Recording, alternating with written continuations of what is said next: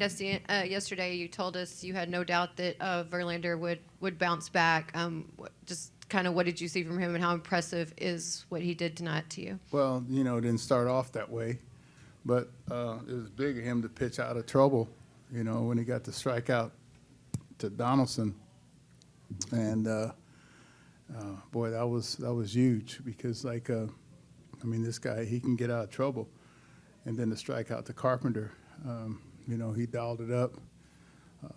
He got it together. He was actually better between 80 and 100 than he was prior to that. And, he was dealing, especially that period of time between 80 and 100. And he found his rhythm. He found his breaking ball because he didn't have his breaking ball early. And, sometime that happens, and, he knows how to pitch. A bit further back on the left, Brian. Dusty, you guys have had all 4 of your playoff games have been very close, very tight thus far, and this is another one of those games to where it's close. And in the 6th inning, all of a sudden you're able to break it. The 7th with Pena's home run. What's it say about this team? You always mention it's somebody different. It's always somebody new, but this game kind of captured that as well. Well, it did, and we left some men on base early. They left some men on base. There's a big double play that they got with the bases loaded.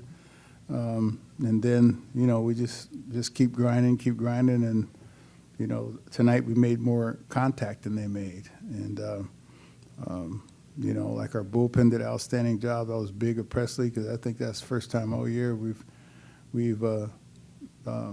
summoned him for, 4-out save. But he was really good, very good. And then we had some guys have big nights, McCormick had a big night. Maldi got us on the board. Pena had a big night. Yuli hit the ball great. He probably hit the ball out the stand and made a great play, probably harder than anything. And, he had some good defense in there. Big Judge made an outstanding play on Brege's ball out there. I thought that we were on the board right there with 2. So it was a good game to watch. Second row on your left. Hi, Dusty. You mentioned Justin kind of cruising through those 80 to 100 pitches, and that's not totally uncommon for him. What does it say about him as a pitcher and as a person to be able to close so strong? He's in great shape, and he's not only physically strong, which you can see, but he's mentally strong. This guy is, he has mental toughness. When he's down and out and look like you got him in trouble, this guy, he can, he can dial it up. And in the first row. Dusty, you said that Pena is a rookie and he's quiet like one, but he doesn't act like one. Can you just talk about what you continue to see from him? Well, yeah. He just goes about his business and plays. He plays like a veteran, but he is a rookie. And, I was a rookie. I was a lot sillier than he was at that time because a lot of rookies are kind of silly. And sometimes you feed off of that silliness the older players do.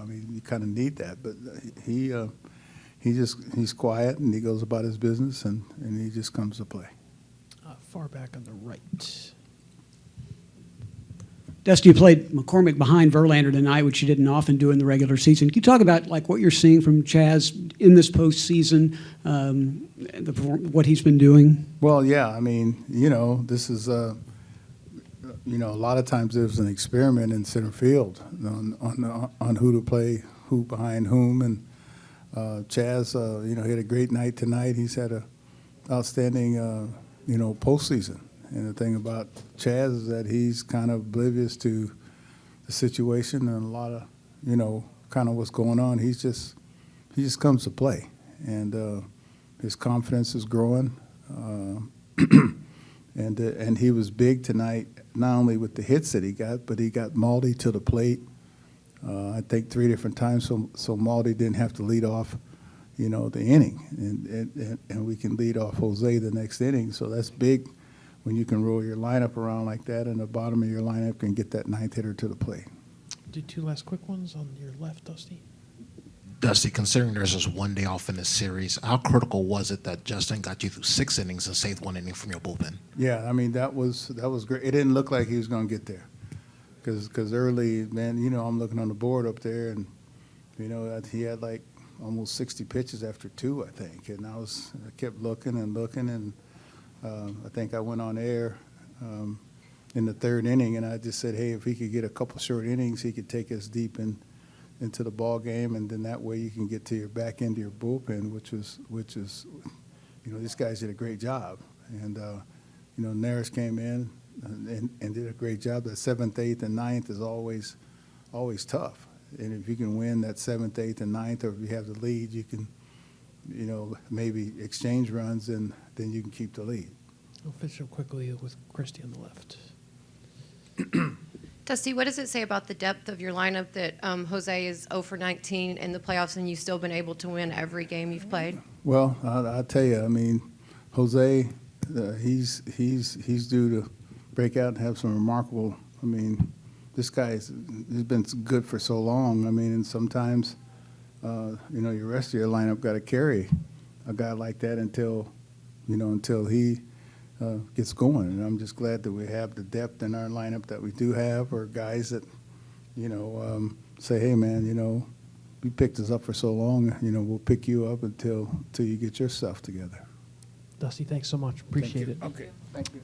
Justin Verlander is outside.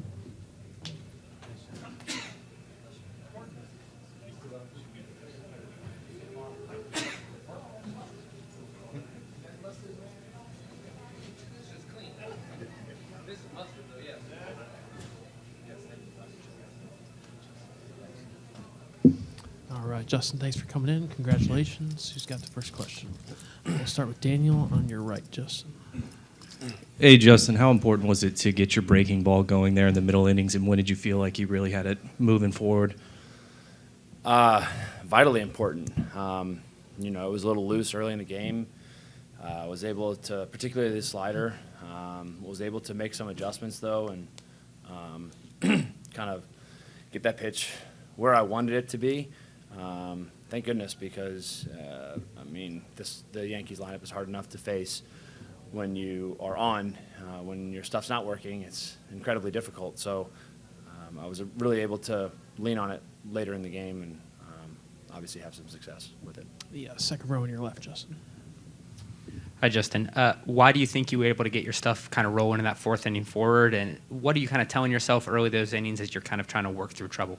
I'm just telling yourself to keep making pitches. Stanton hit that one really hard to right, but there really weren't a ton of hard hit against me, so it was one of those things where I just kept telling myself, just keep making your pitches, and I got in that situation and had to go to the well there and just kind of let it all hang out, because in the playoffs, in the regular season I might be okay giving up a run right there, maybe trying to just get a ground ball or whatever that early in the game, not trying to be so intense. But in the playoffs, you don't have that luxury. So I gave it everything I had to try to get a couple strikeouts and was able to do that. And then from there, that kind of mentality, just keep making your pitches, and a couple adjustments that I was able to make fairly quickly on the off-speed stuff really paid off. No. In the front row on your left. Justin, you seem to pick up steam after you got past about maybe 80 or so. Can you talk about, did you feel something different, or did you know it was like you got your second wind, or how did you feel? Well, I think, as the game's going along, you just gain more confidence as you start making better pitches. And once I started being able to execute my pitches the way I wanted, I feel like my confidence just kind of built upon that, and was able to, I felt like they had the momentum early as an offense against me, but I felt like I was able to kind of bring it back on my side and just kind of keep the pressure on them once that happened. And thankfully our boys came through with some big hits, and the bullpen did their job like they usually do, and that's how we win a lot of ball games. In the third row on your left, Christy. You've obviously been in a lot of playoff series. Would you be able to just discuss the importance of being able to come out and win the first game to kind of get the series off to a good note? Yeah, I mean, I think you ask anybody in the playoffs, and would you rather win or lose game one? I think everybody has the same identical answer. You'd rather win. You know, in a 7-game series, I think it's a little less important because you have a little bit longer than a 5-game series. But obviously, getting out on a good note and winning that first one is, you know, you kind of keep the momentum going after we also had a few days off. It's nice to get back in the flow of the game and win one. You know, but I think there's, I've said this before about our team, there's just zero complacency ever. And, you know, just because we won game one, we understand that there's a hard road ahead of us still. And, you know, we expect everybody to come out tomorrow just like it was, you know, like we lost this game. That's the sense of urgency that we always have, and particularly in the playoffs. But, you know, that's why I think these guys are so special, because we do that in the regular season as well. But in the playoffs, it's, you know, taken to another level. Seated in the back right. Justin, the bottom of the third, second and third, Anthony Rizzo with a shift on is almost halfway down the line. Is that disruptive at all? Do you think, is there a chance this guy's going to try and steal home on me? I mean, yes. Once we got to 2 strikes and Bregman shifted to the shortstop position, I did change out of the full windup to the stretch for that exact reason. You know, I don't know. I haven't seen somebody test it yet, but, you know, if he got much further off than he was, I feel like we have a foot race to the bag. I'm not the fleetest of foot anymore. I mean, I don't know if Anthony, if him and I would like to be in a foot race. It wouldn't be very entertaining, I don't think. But yeah, I mean, I think had that not become part of the game of baseball, this last few years with how many shifts have come into play, then yes, it could become distracting, and it would be something that I would probably concern myself with. I mean, he gave a couple juke moves. I did pay attention to him, but I've gotten used to that. I've gotten accustomed to that. I think a lot of pitchers have in today's game, because it happens fairly regularly. You know, there was a brief moment, though, where he got pretty far off, and I was like, you know, this is a foot race, and thought about it. But instead, I just went to the stretch and decided to, do what we should do, which is focus on getting the hitter out. And you know, what he's trying to do is take my distraction away from that, which I totally understand and have no issue, obviously no issue with. But yeah, to answer your question directly, it was not distracting for me, but it is part of the game now that I'm glad I've gotten used to before moments like this. A few more standing on the back right riser.